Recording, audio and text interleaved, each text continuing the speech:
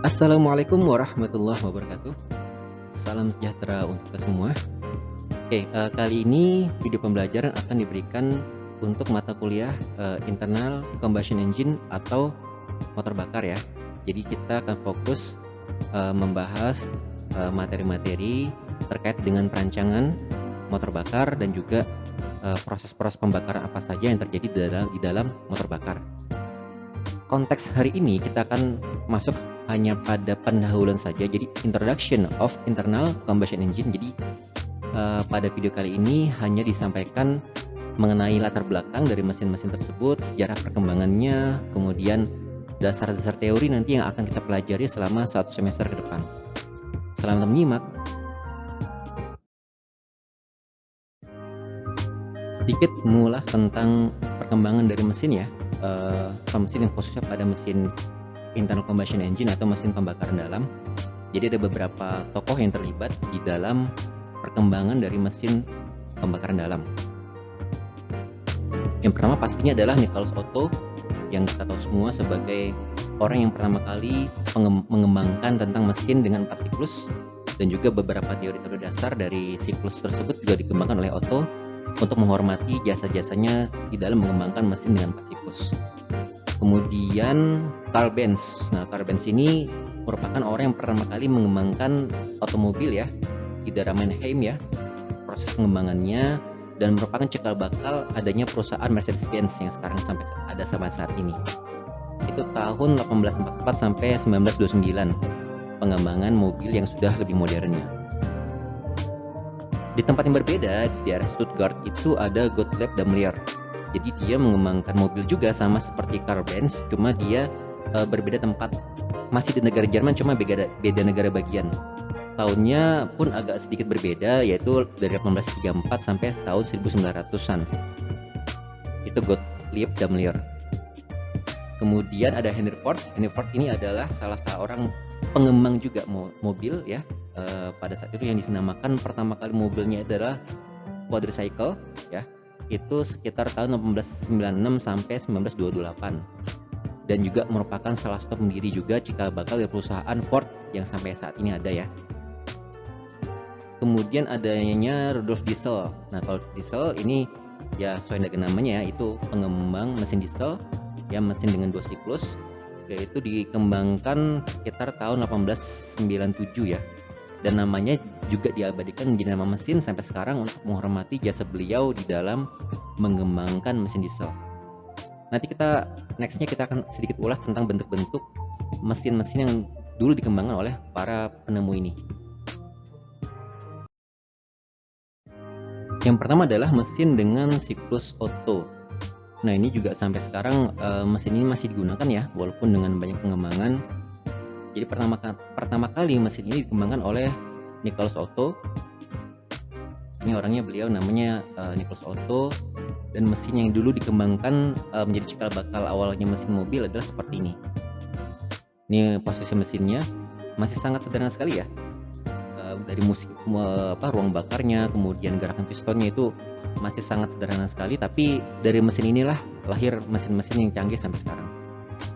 Kemudian teori-teori yang digunakan untuk menjelaskan siklus pada mesin Otto ini skematiknya ya. Pertama, skematiknya itu seperti ini. Ada intake valve untuk memasukkan udara dan juga memasukkan bahan bakar, exhaust valve untuk mengeluarkan sisa pembakaran dalam ruang bakar ini, silinder untuk sebagai yang menggerakkan atau proses terjadinya pembakaran sehingga bisa bergerak dan menggerakkan dari crank mechanism yang nanti akan menggerakkan roda gigi dan seterusnya ya. Di sini ada stroke-nya, luasan dari tempat terjadi pembakaran, bornya luasan juga. Kemudian TDC, top dead center, ada BDC, bottom dead center, piston pun sama juga, mekanisme dari proses pembakaran di dalam motor bakar ini. Tapi bedanya di sini kalau siklus Otto ada spark plug atau fuel injektornya. Jadi di sini ada pemercik api yang akan sebagai pemantik api saat motor bakar itu akan pertama kali ada proses pembakaran situ ya. Nanti bore, stroke, terus TDC, BDC, piston, silinder ini akan dibahas lebih lanjut di next meeting ya. tentang apa itu bore, apa itu stroke, bagaimana cara proses perancangan desainnya dan seterusnya. Termasuk juga dengan siklusnya. Jadi siklus ini ada beberapa siklus, ada isentropik ya, TS diagram, PV diagram, ada yang actual cycle. Walaupun nanti mungkin kita akan lebih fokus untuk perancangan masuknya ke isentropik ya. Kalau aktual kita mungkin masuk tapi tidak terlalu detail, karena untuk aktual untuk perancangan di atas kertas itu agak sulit ya. Jadi nanti kita akan lebih banyak masuk ke isentropiknya saja. Aktual disinggung sedikit tapi tidak terlalu dalam. Kemudian nanti kita juga akan membahas siklus 4 siklusnya dari mesin oto ini, atau 4 tak ya istilah yang ada di lapangan biasanya. Ada combustion, pembakaran, ada exhaust, pengeluaran sisa gas buang bahan bakar, ada intake, itu menarik bahan bakar dan juga udara masuk ke dalam ruang pembakaran, dan terakhir adalah kompresi. Jadi si piston mengkompresi ruang bakar sehingga terjadi pembakaran, peningkatan temperatur, peningkatan tekanan dan seterusnya, sehingga terjadi proses pembakaran. Nah, ini adalah mesin siklus Otto yang dikembangkan oleh Nicholas Otto. Tokoh berikutnya adalah Karl Benz. Karl Benz ini yang mengembangkan mesin mobil pada zaman itu. Mesin mobil pada zaman itu sekitar tahun 1800-an, dengan ini adalah prototipe pertamanya ya. Dan ini beliau, dan ini merupakan cikal bakal dari perusahaan Mercedes-Benz yang sampai saat ini ada ya. Kemudian tampilan lebih jelasnya untuk mobil pada saat itu ini seperti ini ya. Jadi masih sangat sederhana sekali, masih mirip, ada roda 3, kemudian ini ada di sana ada mekanisme pembakaran di bagian belakang kursinya dan seterusnya. Tapi ini adalah cikal bakal dari mobil yang ada sekarang. Jadi kalau nggak ada mobil ini, dulu nggak akan ada mobil sekarang. Jadi ini proses pengembangan mesin memang tidak serta-merta langsung jadi seperti sekarang, tapi dia ada tahapan-tahapannya. Nah, saya biarkan ini supaya kita sama-sama mengetahui ya perkembangannya. Jadi memang tidak langsung jadi yang mobil seperti sekarang, tapi memang ada proses-prosesnya, ada pengembangannya, kemudian bahkan mungkin bisa jadi di balik ini semua ada beberapa kali percobaan ya, sampai kemudian dihasilkan mesin mobil yang ada sampai saat ini. Ini Karl Benz, masih di daerah Jerman juga, dan memang dia bersamaan dengan salah satu tokoh yang akan kita bicarakan selanjutnya. Sama-sama pengembangan mobil, cuma beda tempat, tapi negara masih negara Jerman. Masih semasa juga dengan Karl Benz, yaitu adalah sama-sama pengembangan mobil dengan Karl Benz juga, yaitu adalah Gottlieb Daimler. Gottlieb Daimler ini merupakan salah seorang pembuat mesin mobil pada saat itu ya, di tahun yang kurang lebih sama, sekitar tahun 1800-an dengan Karl Benz.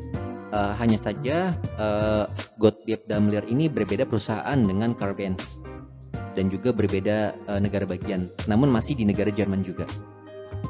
Nah, ini beliau Gottlieb Daimler. Kemudian di sini adalah gambar mesin mobil yang digunakan pada saat itu ya. Kurang lebih bentuknya sama seperti Karl Benz, cuma beberapa spek dari bentuk kursi, kemudian roda agak berbeda ya dengan yang dibuat oleh Karl Benz pada saat itu. Dan juga Gottlieb Daimler ini juga membuat prototipe dari mesin sepeda motor ya pada saat itu, yang baru pertama kali dibuat di awal-awal tahun 1800-an. Nah, ini adalah Gottlieb Daimler.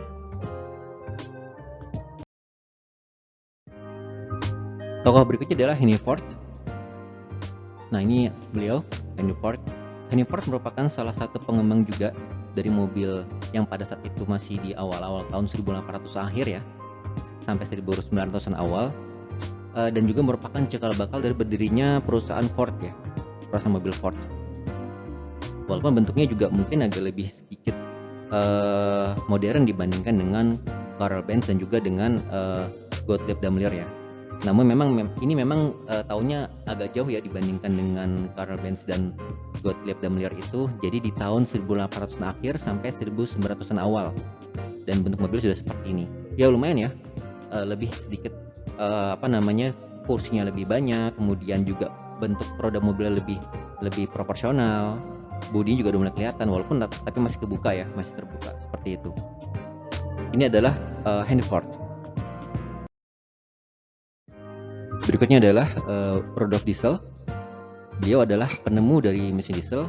pengembang pertama dari mesin diesel dan juga pengembang hak paten dari mesin diesel yang pada saat itu telah dikembangkan oleh beliau. Ini adalah orangnya, Rudolf Diesel.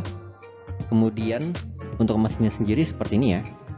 Nah, mesin inilah walaupun terlihat sederhana, namun ini menjadi cekal bakal dari perkembangan mesin-mesin diesel lagi di masa mendatang hingga saat ini ya.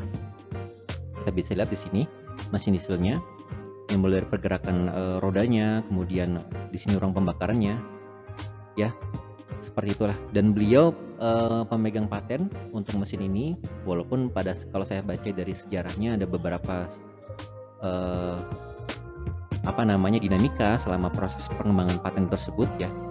Namun pada akhirnya beliau ya memegang paten tersebut, dan untuk menghormati jasa beliau, mesin-mesin yang menggunakan sistem kerja seperti ini hingga saat ini dinamakan mesin diesel. Tipe-tipe dari mesin panas atau mesin pembakaran ya, ada beberapa tipe. Sumbernya dari Prof. Dr. Avinash Kumar Agarwal dari Indian Institute of Technology Kanpur. Nah, ini adalah skema yang telah dibuat oleh Prof. Dr. Avinash Kumar Agarwal ya. Jadi secara umum heat engine atau mesin kalor atau mesin pembakaran itu ada dua tipe. Ada tipe IC engine atau internal combustion engine atau mesin pembakaran dalam. Ada AC engine atau external combustion engines atau mesin pembakaran luar. Ini pun dibagi menjadi dua tipe lagi, ada rotary, ada reciprocating. Kalau rotary ini perputarannya jadi gerakan pistonnya berputar. Kalau reciprocating ini gerakan pistonnya menekan. Kurang lebih seperti itu ya. Namun dan external engine juga sama juga, jadi ada reciprocating juga dan ada rotary juga. Untuk mata kuliah motor bakar saat ini kita akan lebih fokus di internal combustion engines, juga akan lebih fokus di reciprocating yang nanti akan mencakup dua mesin, gasoline engine dan diesel engine. Ini yang jadi fokus kita. Yang lain sebenarnya banyak, tapi dikhawatirkan nggak tercakup dalam satu semester kan ya. Jadi mungkin nanti kita akan fokus kepada tipe mesin ini, internal combustion engines, jenisnya adalah reciprocating, kemudian termasuk dua mesin, dalam hal ini ada gasoline engine dan diesel engine. Sementara kalau yang internal combustion engine mungkin nanti akan dibahas di mata kuliah yang lain ya, dengan dosen yang berbeda. Jadi saya hanya fokus pada dua mesin saja, yaitu gasoline engine dan diesel engine. Untuk bentuk-bentuk silinder di dalam internal combustion engine sebenarnya ada banyak banget ya. Seiring dengan perkembangan teknologi, kemudian juga kebutuhan manusia semakin beragam, maka bentuk silinder pun akan semakin beragam juga. Namun di sini hanya dibahas beberapa saja yang menjadi cikal bakal dari, maksudnya basic dari mesin-mesin yang ada sekarang. Bentuk yang paling umum adalah inline. Inline seperti ini ya gerakannya, atas bawah, bisa 4 silinder, bisa 6 silinder, bisa 2 silinder, tergantung kebutuhan. Biasanya dipakai di mesin-mesin mobil seperti itu BMW, atau juga motorcycle ada beberapa juga yang menggunakan tipe silinder seperti ini. Kemudian ada juga horizontal oppose, jadi dia saling secara horizontal, kemudian dia saling bertolak belakang ya gerakan pistonnya. Biasanya dipakai di mesin-mesin seperti Porsche dan Subaru. Kalau Porsche itu yang sering nonton Detektif Conan tahu ya, Porsche ya. Musuhnya Conan dan kawan-kawan itu kan pakai Porsche biasanya. Kemudian V-line ini biasa dipakai di Volkswagen mobil.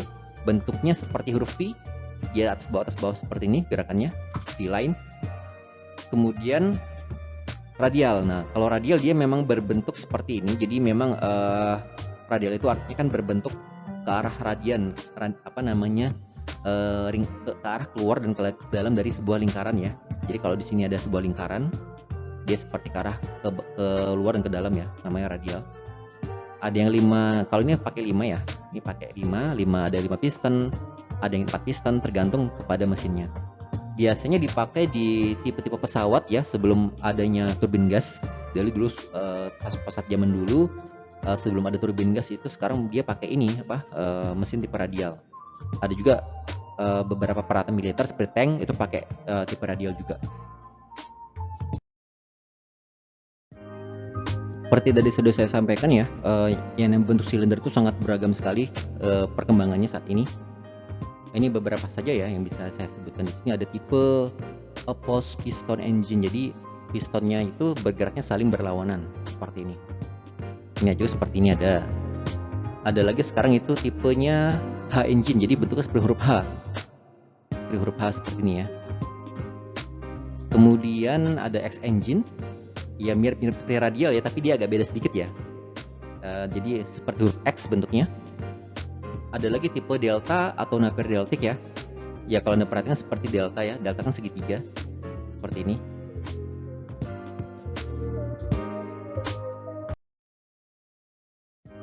Selanjutnya untuk bentuk tipe silinder dari internal combustion engine, ada yang bentuknya seperti U seperti ini. Jadi gerak ke atas ke bawah tapi bersamaan, dan memang bentuknya seperti huruf U sih ya. Huruf U, kemudian bentuk W. Nah mungkin agak mirip seperti radial juga ya, tapi mungkin dia tidak ada di bagian bawah sini ya, jadi cuma 3. Jadi bentuknya seperti huruf W ya, seperti ini. Oke, dan mungkin ada beberapa lagi yang nggak bisa saya tampilkan di sini, tapi sejauh ini yang bisa saya dapatkan referensi adalah ini ya. Sudah cukup banyak ya, karena memang perkembangan kebutuhan manusia dan juga teknologi mesin ini sudah sangat drastis sekali perkembangannya, sehingga bisa jadi ada lebih banyak bentuk-bentuk silinder, tapi yang memang bisa saya sampaikan hanya sampai bentuk W saja.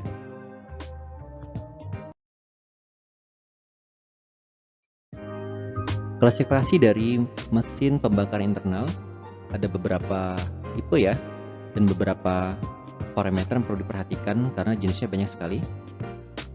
Ini adalah bagannya, dikembangkan oleh asisten Profesor Vishnu Shankar, Rajagiri School of Engineering and Technology. Jadi dari segi sistem pembakarannya adanya SI, ada CI. SI ini spark ignition, jadi pembakaran yang membutuhkan adanya percikan api oleh spark igniter, dan adanya CI. CI ini adalah compression ignition, jadi dia tidak menggunakan spark ignition tapi menggunakan sistem kompresi untuk menimbulkan panas di dalam mesin pembakaran sehingga terjadi pembakaran. Nah beda nih dua ini nih dari segi ignitionnya. Kemudian dari segi working cycle-nya ada beberapa tipe, ada auto cycle, siklus auto, penemunya Nicholas Otto. Diesel cycle dikembangkan oleh Rudolf Diesel, tadi sudah saya jelaskan di slide sebelumnya. Ada lagi Brayton cycle dan beberapa siklus lagi yang nanti mungkin akan saya update di beberapa pertemuan ke depan ya. Jadi karena working cycle sudah sangat berkembang sekali ya, seiring dengan perkembangan teknologi yang ada pada saat ini, sehingga bukan lagi 3 saja tapi ada beberapa tambahannya. Kemudian number of strokes itu juga bervariasi, ada yang 2, ada yang 4. Kemudian aplikasi, ada yang sifatnya bergerak, ada yang sifatnya mobile. Stationary berdiam maksudnya, dan mobile itu bergerak. Aplikasi internal combustion engines. Kemudian ada cooling systemnya, ada yang menggunakan udara, air cooled, pendinginnya. Ada yang menggunakan pendingin berupa cairan, liquid cooled. Kemudian untuk number of cylinders, ada yang single cylinder, ada yang multi cylinder. Kalau single cylinder artinya dia hanya punya 1 silinder. Kalau multi cylinder berarti lebih dari 1, bisa 2, 3, 4, dan seterusnya. Kemudian untuk segi, nah tadi barusan saya bahas ya bentuk cylinder arrangementnya. Bentuk silindernya ada yang inline, ada yang V, W, H, U, X, dan segala macamnya. Inline pun ada juga, ada yang vertical, straight, ada yang horizontal atau flat, ada yang radial, ada yang opposed, ada yang vertical strike, dan ada horizontal flat. Ini macam-macamnya. Nanti mungkin beberapa, kan nanti kan ujungnya kan Anda melakukan perancangan ya sistem motor bakar. Nanti silakan Anda pilih ya, kira-kira nanti Anda mau desain pakai parameter yang mana. Ini ada bisa Anda pilih ya, beberapa parameter di sini sebagai dasar dari perancangan sistem motor bakar. Nah berikut ini adalah komponen-komponen mesin pada sistem pembakar internal secara umum ya, walaupun sekarang sudah banyak sekali modifikasi, perkembangan, dan yang jelas teknologi yang semakin canggih dan seterusnya. Namun secara umum komponen-komponen mesin adalah sebagai berikut. Nah seperti ini ya, ini basic atau general components dari sistem pembakar internal ya. Kemudian penjelasan di sini. Jadi pertama kita punya engine block atau body odor engine. Oke, tentunya menyesuaikan dengan masing-masing tipe, baik itu kendaraan motor atau mobil. Contohnya piston itu berfungsi untuk mentransfer tenaga ya, baik saat dari pembakarannya maupun saat dia mentransformasikan ke connecting rodnya. Jadi ibaratnya itu dia adalah perantara yang menghubungkan antara pada saat terjadi pembakaran yang terdorongnya piston, kemudian dia akan menghubungkan juga dengan connecting rodnya untuk disambungkan dengan yang namanya motor lagi di sini atau roda lagi di sini. Kemudian silinder ini adalah volume di dalam mesin motor bakar ini yang terjadi pembakaran, silinder. Kemudian silinder headnya adalah tempat di mana bagian atas ini, di mana dia terdapat spark plugs. Kalau dia sistemnya spark ignition ya, ada valves dan seterusnya. Sini cylinder head. Kemudian crankshaft ini adalah di bagian bawah sini. Ini adalah output dari gerakan piston tadi. Jadi kalau tadi piston itu berfungsi untuk menggerakkan mentransformasikan hasil dari pembakaran ke silinder dan ke connecting rod. Nah, outputnya itu adalah ke crankshaftnya di sini. Nanti dia akan bergerak kan, menggerakkan bagian-bagian mesin lain seperti roda, gigi dan segala macamnya. Kemudian connecting rod tadi sama ya, mengkoneksikan antara piston tadi dengan crankshaftnya di sini. Kemudian camshaft itu yang di sini, camshaft itu akan mengontrol opening dan penutupan dari valves-nya. Ini ada intake valve, ada exhaust valve dan seterusnya. Kalau intake valve ini gunanya untuk memasukkan udara dan bahan bakar ke dalam ruang bakar. Kemudian melalui intake manifold ya. Kemudian kalau exhaust valve itu fungsinya untuk mengeluarkan hasil sisa pembakaran melalui exhaust manifold. Tuh. Ini adalah secara umum, walaupun tadi saya sudah dibilang ada banyak perkembangan teknologi dari sistem pembakaran motor dalam internal ini, namun ya secara umum seperti ini. Nah, nanti tergantung lagi bentuk jenis silindernya seperti apa, berapa banyak silindernya ya kan, terus tipe pendinginan seperti apa, nanti itu tergantung lagi jadi kepada jenis itu. Namun secara umum ya bentuknya seperti ini. Salah satu jenis sistem operasi dari motor pembakaran internal adalah 4-stroke ya, atau 4 tak atau 4 siklus ya, macam-macam namanya lah. Jadi 4-stroke engine operation ini untuk sistem yang pada sistem pembakaran internal ada 4. Pertama adalah dia intake. Intake itu memasukkan udara dan juga memasukkan bahan bakar ke dalam ruang bakar. Nanti ini detailnya nanti dibahas di next week aja ya, TC, BC dan segala macamnya. Ada VF, ada VD dan segala macamnya. Intake memasukkan dulu bahan bakar dan udara ke dalam ruang bakar, kemudian baru terjadi kompresi di sini. Saat terjadi kompresi, terjadi peningkatan temperatur, suhu dan segala macamnya ya. Dan pada saat inilah terjadi yang namanya proses pembakaran. Jadi di antara intake dan kompresi terjadi proses pembakaran. Nah, kalau dibakar ibaratnya di sini ya, ambil contoh di sini. Di sini ada udara, ada bahan bakar, plus dibakar pula kan terjadi peningkatan tekanan nih. Tekanan temperatur meningkat, semakin tinggi kan. Saat dikompresi kan makin meningkat nih temperaturnya. Sudah dibakar, dikasih bahan bakar, ada udaranya, ada pembakaran, maka dia akan menimbulkan semacam kekuatan pendorong. Nah, kekuatan pendorong itulah yang mendorong si kompresi ke sini, didorong ke sini. Nah, barulah setelah didorong kompresi ke sini kan ada semakin luas ruang bakarnya, terjadilah proses exhaust gas. Jadi pengeluaran gas-gas dari pembakaran, ada CO2, ada H2O ya kalau yang sempurna, ada lagi CO, karbon monoksida, ada lagi SO2, sulfur dioksida dan segala macamnya. Jadi ada intake, ada kompresi, ada ekspansi dan ada exhaust. Terus balik lagi intake, kompresi, ekspansi, exhaust, balik lagi dan seterusnya gitu. Jadi ini siklus-siklusnya terus berulang ya dalam siklus mesin sistem pembakaran internal yang 4 stroke ya atau 4 tak yang terus berulang. Berbeda halnya dengan yang 2 tak ya, atau 2-stroke engine operations. Jadi hanya ada 2 siklus. Kalau tadi 4 siklus, sekarang 2 siklus. Nah, ini siklusnya. Jadi siklus secara umum untuk mesin yang punya two-stroke engine hampir sama. Tapi di sini dia contohnya pakai spark plug ya. Namun ada juga yang two-stroke tapi dia pakai kompresi. Jadi nggak ada spark plug di sini. Ada piston, ada reed valve untuk sebagai jalan masuk fuel intake segala macam.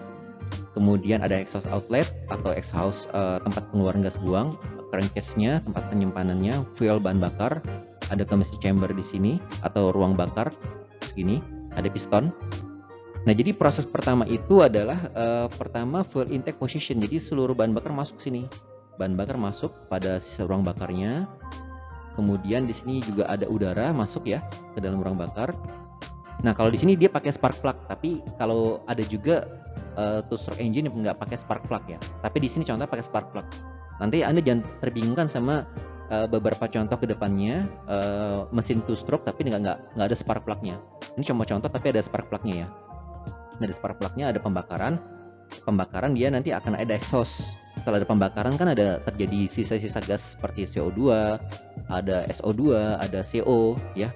Baru dia dikeluarkan, dia turun lagi ke sini, ngisi lagi, terus ada itu ke atas lagi. Jadi cuma ada dua, full intake position sama exhaust. Terus balik lagi ke sini, full intake position, exhaust lagi, dan seterusnya. Ini ada dua stroke engine operations. Berbeda sama yang 4 tadi ya. Secara umum seperti ini, nanti detailnya akan saya jelaskan lagi pekan depan terkait beberapa tipe mesin yang menggunakan two stroke engine operations.